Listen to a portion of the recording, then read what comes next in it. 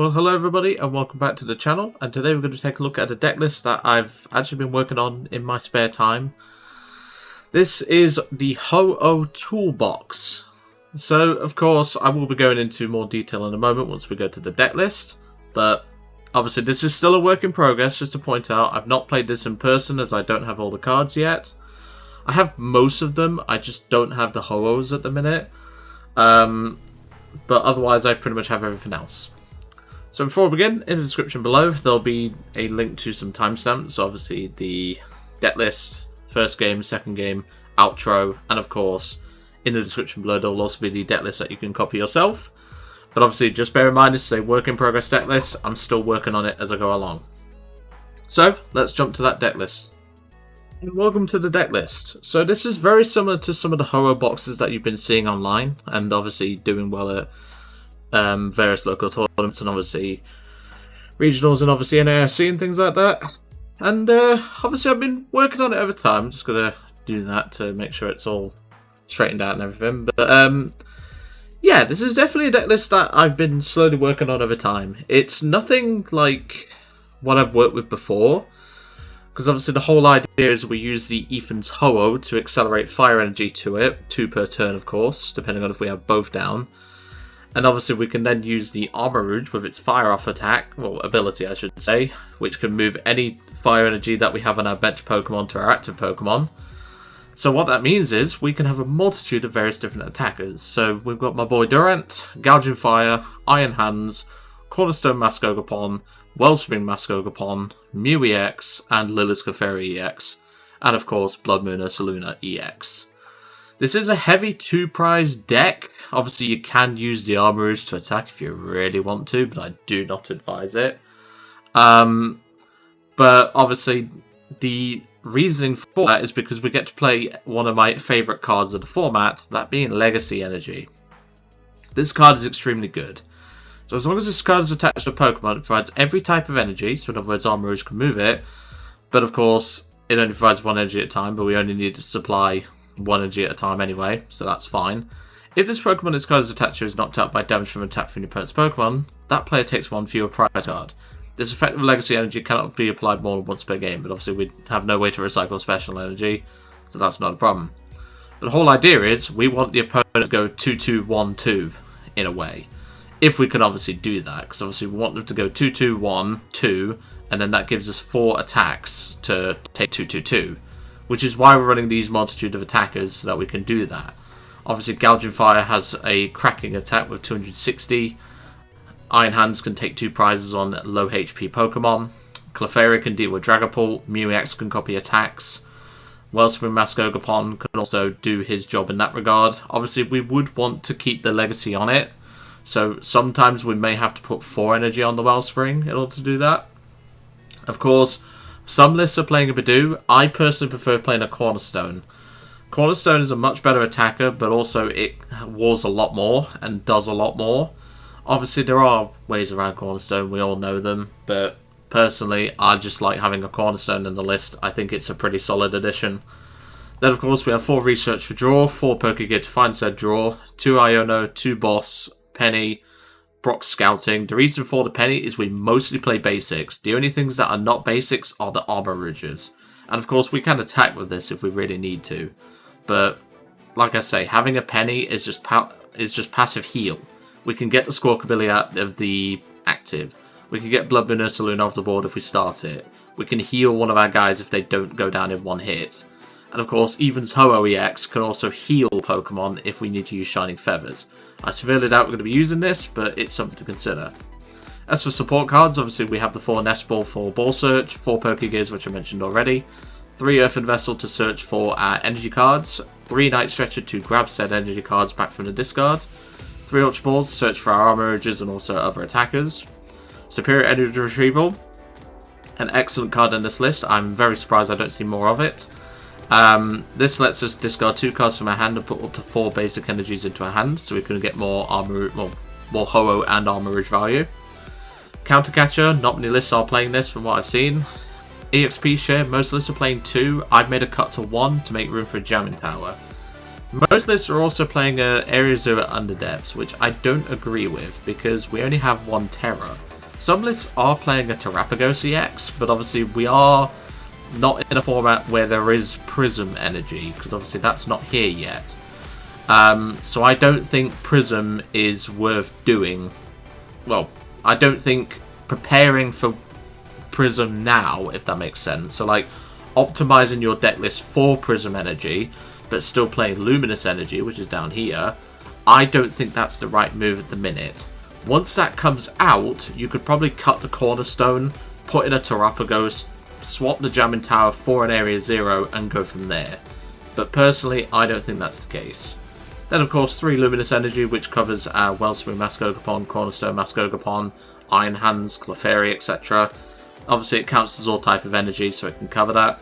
But one important thing to note, do not move multiple Luminous onto the active Pokemon if you're attacking with something like Wellspring or Cornerstone, because it won't work. Luminous, if it has another type, well, if the Pokemon this card is attached to has any other type of special energy attached, it provides colorless instead. Now, if the Luminous is there, that's different. If the Luminous is on, or the Legacy on, sorry, if the Legacy is there and you put a Luminous on, that will count as a colorless. So this will count as a colorless, this will still count as any type of energy. So you can still use it with Wellspring or Cornerstone or Iron Hands. But that's just something to bear in mind. But yep, that is the deck list for now. Obviously, I am still in the tinkering stage, as I like to call it. Definitely think there's some changes that could happen. One of the first thoughts that I really had was playing a third copy of Ethan's Ho-Oh. Now, I don't think you need to, but this just gives you extra fire energy value off of its ability. I don't think you need to, though, and to be brutally honest, there's not really much room in the list to cut to make said room for it. I think 2 is fine for now, but you could go up to 3. Another thing to consider is, of course, something like even a cheeky TM Evo is something you could consider. Obviously, at that point, you'd have to put in Arbans and things like that.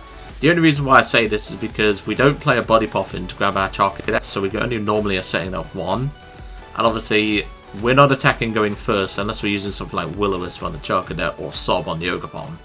So that's just something to consider. But I don't think an evolution is really required, because obviously we do have Brock Scouting as well as the 3 Ultra Balls, so I don't think that's really required, but you can obviously think about it. Probably the only other card that I would probably say is, well, when Prism Energy comes out, put an Area 0 in here and go from there.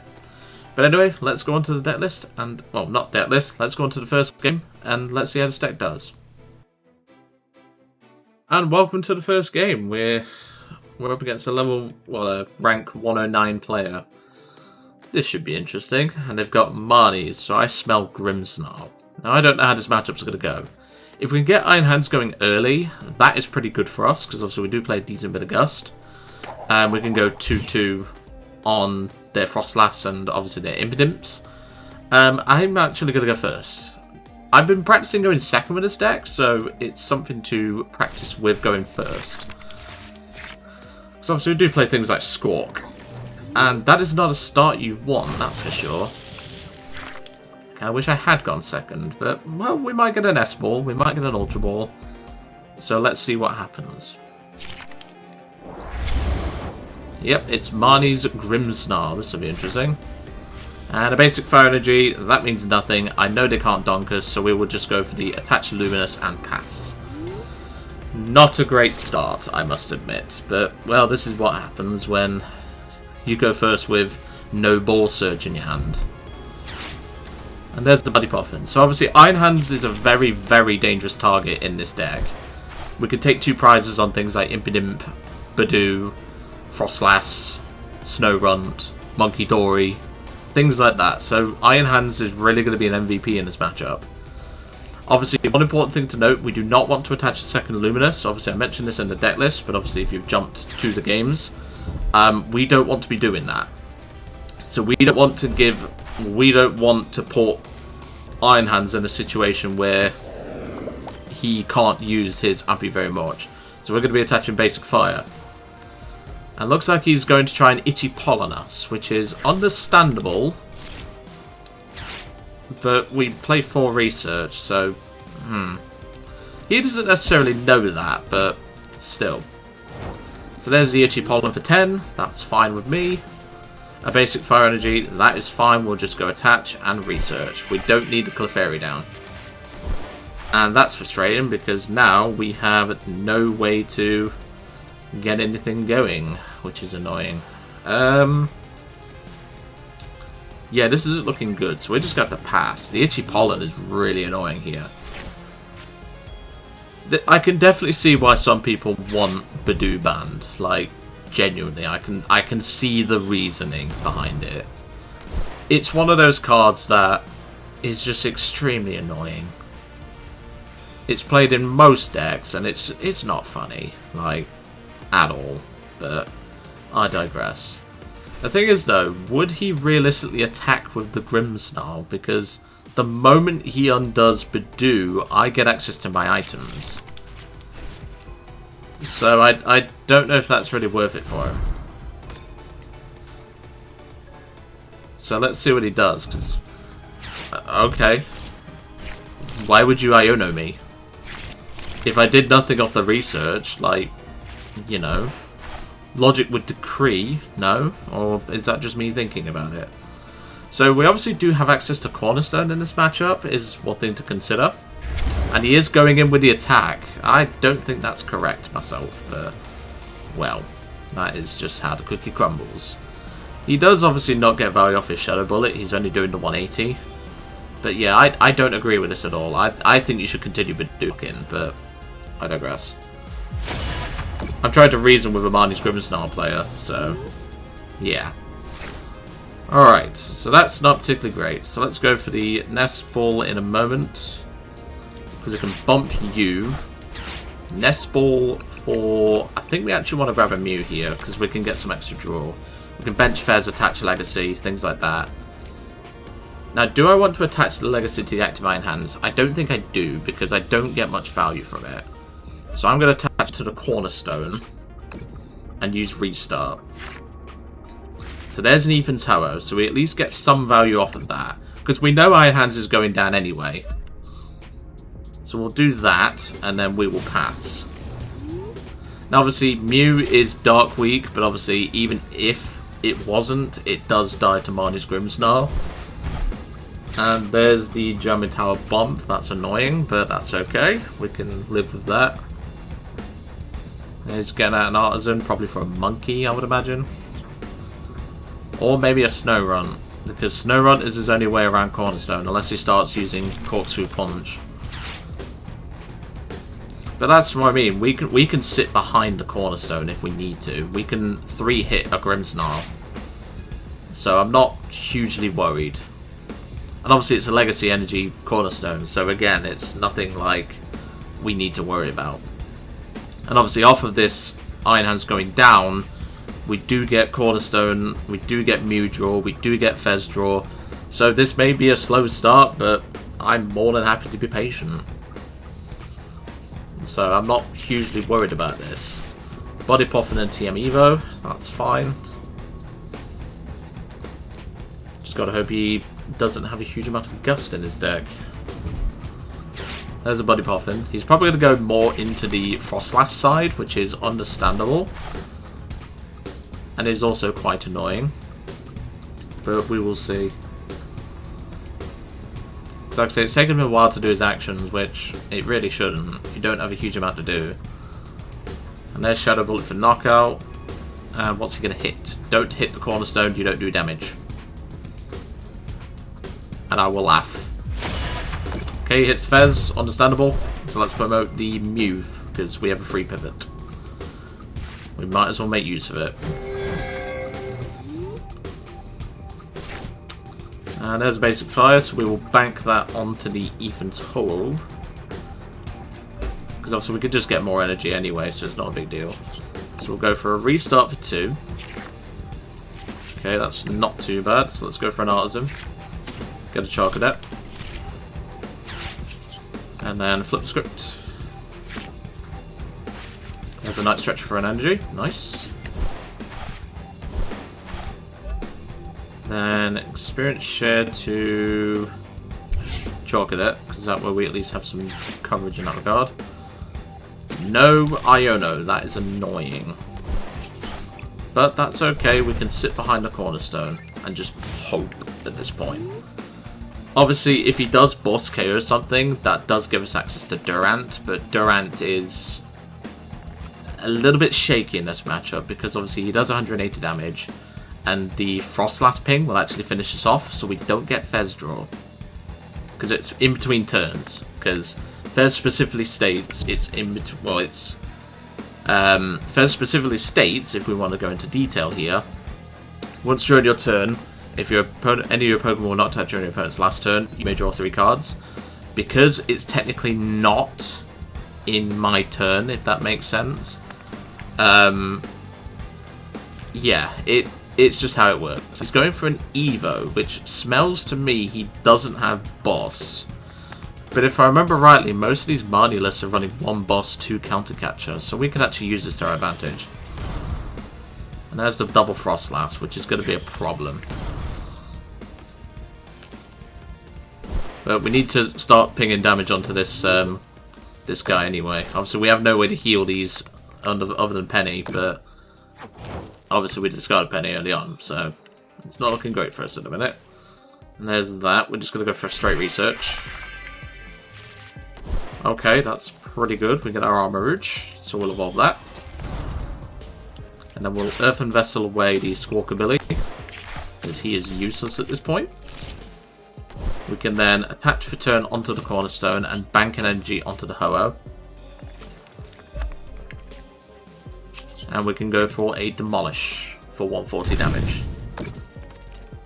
What this also means is because he's got double Frostlass ping, he has no room on his bench for a... he's got no room on his bench, essentially, for a Monkey Dory. So we're actually in a 2 KO range, not a 3, which is huge. But of course, Cornerstone will not win us this matchup. That's an important thing to note. And I think he's worked that out. Do we have a... Let's see. So we've got boss and everything. We have a Cornerstone, or a card to catcher, so... It's not looking like the worst for us at the minute, and that's why I kind of put the Cornerstone in the list. I think he's going to go into Bidoof, which I think is fair enough. I actually agree with that. Because that gives him 20 damage from the Cornerstone to the Cornerstone, because obviously it does weakness. 20 from here, then 20 back into my turn. So, yeah, I actually agree with this maneuver. I agree with it. Obviously, if we can find a way, or if we manage to get one of our Pokemon knocked out, we can actually take out that Grimmsnarl with Wellspring, if push comes to shove. But obviously, I'm just worried about the damage build-up, because obviously we only play 1 Penny, we don't play 2. And there's a boss. Beautiful. We will use that to gust the Grimmsnarl. So, I don't need to fire off. I'm just going to boss the Grimmsnarl. And demolish for the KO. Down goes the Grimmsnarl. And to think Cornerstone was a last minute addition to this list. That's all I'm going to say.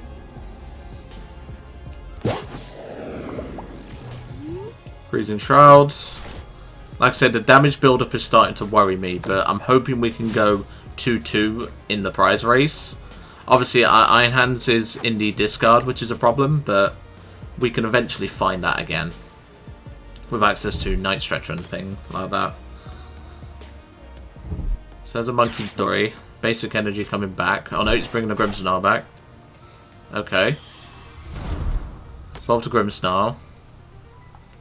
So how many energy he got left? He's got at least 4 or 5 energy. Because most lists are playing 8, if memory serves.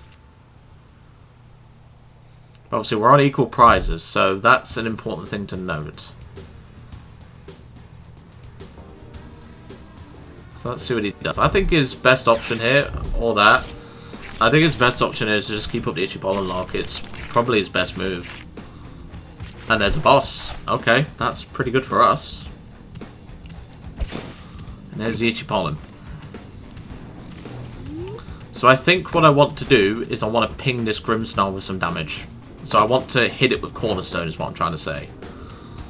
Obviously this damage build-up is really worrying me now, but we don't have much of a choice. We need to put pressure on this Grimmsnarl. So let's demolish for 140. Obviously, the Frostlass pings are going to be a problem. So when it goes back to my turn, the Fez will be on 10 HP left, which is a problem. But he can still hit the Cornerstone. This is something to consider as well. You can still damage the Cornerstone. That's something not many people remember, to be brutally honest, is you can damage the Cornerstone.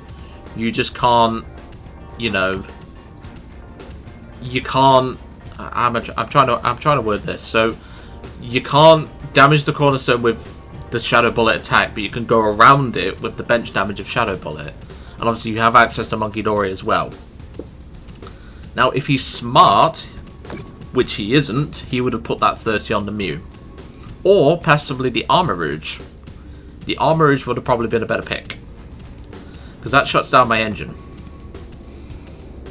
So I don't agree with this line that he's doing here.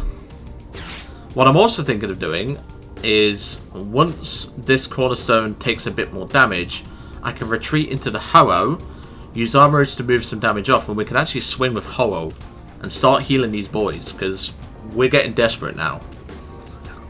Because that's another thing to consider, is Shining Feathers does each of our Pokemon. And that 50 will buy us time. It won't buy Fez time, but that's okay. As long as we can get this with some degree of, shall we say, control. Defiance Band doesn't do anything. And what was the other card? I didn't see it. It was Secret Box. That also doesn't do a lot for him. I suppose he's using the Secret Box to thin the Defiance Band, which is understandable. And yep, he is. Let's see what he grabs. Obviously, he's already Arven for turn, so that's something to consider. At least he's not playing Hero's Cape like some Grimmsnarls are, which I seriously would love to know what they're thinking. There's a Spike Murph, that's fine. We only played one Stadium Bump anyway. So, obviously, as I said, he could go for the Armarouge here and shut down our engine, which means we have to attack with Ethan's Ho-Oh. But still, let's see what he does, because we obviously do need to heal. So I think Ethan's Ho-Oh finish off Grimmsnarl is probably our best line here. So let's find out what he does. Because remember, he can hit the Cornerstone. It will do no damage, but he can do 30. Let's see if he knows that. I don't think he does, because he's taking a long time to make his actions, that's for sure. He does know it, okay. Okay, he knew the line, that's fine. So, that does obviously make things a little bit more awkward. But, he only has 2 Frostlass, so we survive with the Armarouge, which is important. So, we can actually turn the tables here now, folks. So, what we're going to do first is we're going to use the Superior Energy Retrieval, getting rid of Research and a Nest Ball. We're going to grab that 1 energy back, because that will matter. Then, we retreat into the Ho-Oh, discarding the basic Fire Energy. We could have done that and gotten a bit more value off of Ho-Oh, but to be brutally honest, it doesn't really matter. Then we can Nest Ball, grabbing a Charcadet, because we're going to probably need another.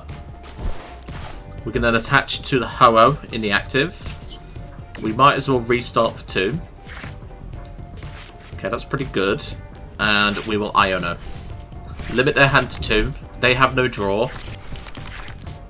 And hopefully this play I'm about to do is going to make a difference. Obviously we can't bump the stadium, but we can use Shining Feathers for 160, take out the Marnie's Grimmsnarl, and heal 50 from all of our guys, which is a huge play. I can't understate how important this play is. Now the only way we lose this is Rare Candy Grimmsnarl and he has enough energy in deck. That's the only way we lose this. Otherwise, we should be okay here. But obviously it's going to take him time. He does have Spike Murph for search, but it's going to take him time. We've played both of our boss, so our counter catcher will not be useful here. That was a huge play from Ethan's Ho-Oh there, I must admit. That was a huge play. Now, does he have his second Morgrem, is my question. I think he's searching that now, but wouldn't you have done that off the Spike Murph? I digress. One important thing to note as well is has he used this yet? No, he hasn't. One important thing to consider as well is we can obviously move energy to the Mew and copy and attack, so we could potentially do something here.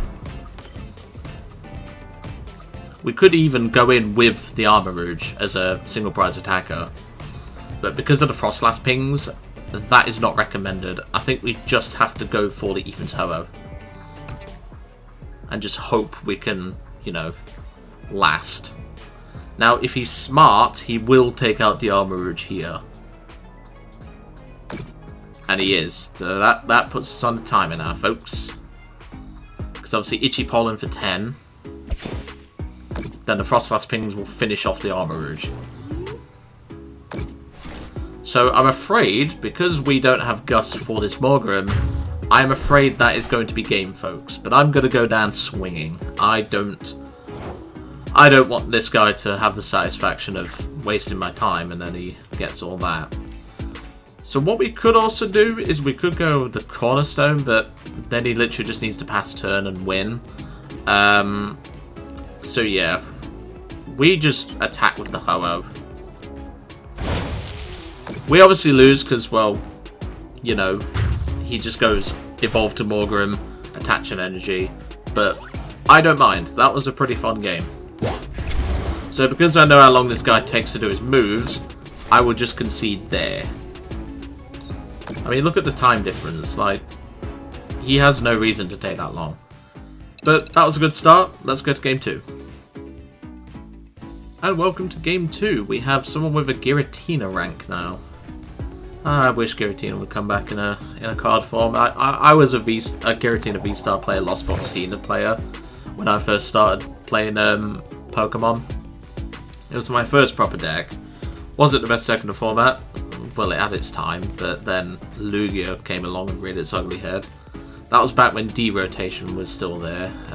All I'll say is Lugia is a disgusting card. But we will gloss over that. Okay, that is not a bad start. We can at least get a turn attachment onto the Gouging Fire. We can put EXP share onto the Squawk, I guess, just so we can keep the energy around. And it is Dragapult. Okay, that's going to be interesting. So we'll attach a basic energy to the Gouging Fire.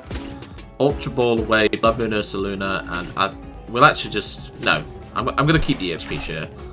Because I can at least put that on Squawk if he's not prized. There he is. So Squawk, EXP share. So that way we keep the energy around. And Squawk. That's not bad. Iron Hands. Wellspring. We can't get an Armarouge down, unfortunately. But that's okay. We don't need to rush this. And there we go. Not a bad start. I'll definitely take that for a start. Obviously, Dragapult feasts on Squawkabilly, so that's something we need to consider.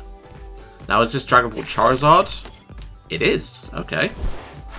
That means our Durant has a bit more value. Let's see what we can do. Does he have an Evo?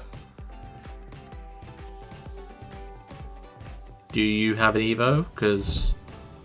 Crispin? Okay.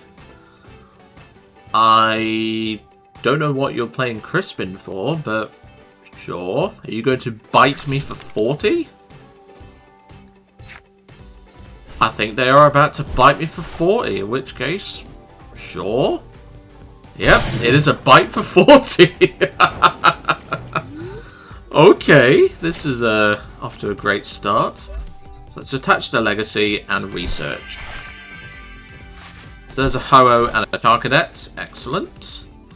So we can go Night Stretcher for a basic energy and bank it onto Ho-Oh. And they're going to use weak attacks. We're going to use a weak attack. Let's do a Heat Blast for 60. I wish this did 70.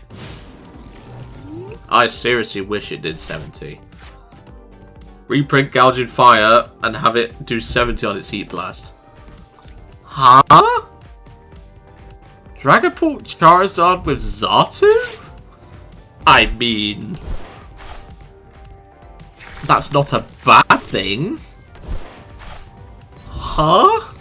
What is this person cooking? I'm interested. I mean, I think they left the stove on. And after that, they definitely left the stove on. Right, okay. This is interesting. So there's Mew. We can at least get that. So we'll go Ultra Ball for Armarouge. We can get rid of Luminous as well. We don't need it. Grab the Armarouge. Evolve to the Armarouge. But we don't need to use Blaze Blitz. We can just Heat Blast for the knockout. This is a really weird Dragapult Charizard list.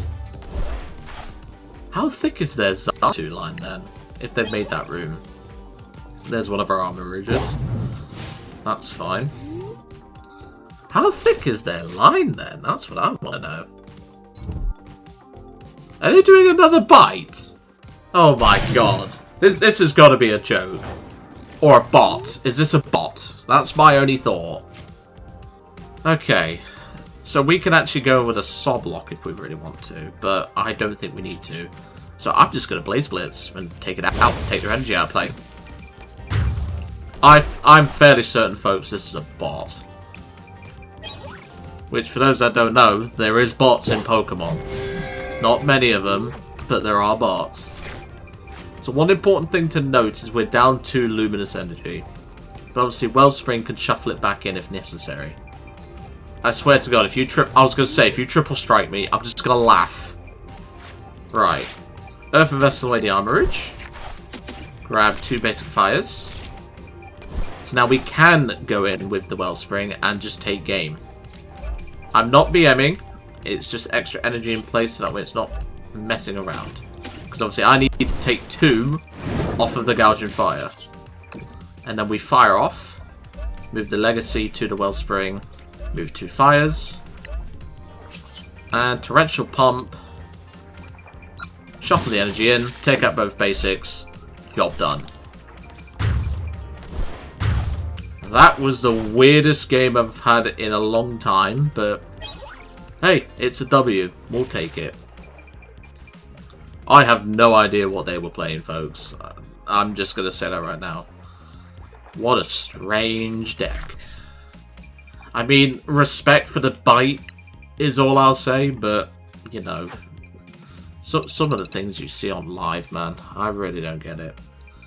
But anyway, I'm going to leave it all that for today. Like I say, the deck is definitely very good. I just think it needs a little bit more help. I am considering a Buddy Poffin in the list just to help find your Charcadet a little bit easier, but I don't know what to cut for that. But otherwise, the list doesn't really need a lot of changes. I would say a second Penny would go pretty hard. It would definitely save this in that Grimmsnarl matchup. But yeah, something to consider at least. But anyway, I'm going to leave it all to it for today. I really hope you enjoyed seeing my first rendition of Ho-Oh Toolbox, and I will see you all on the next one.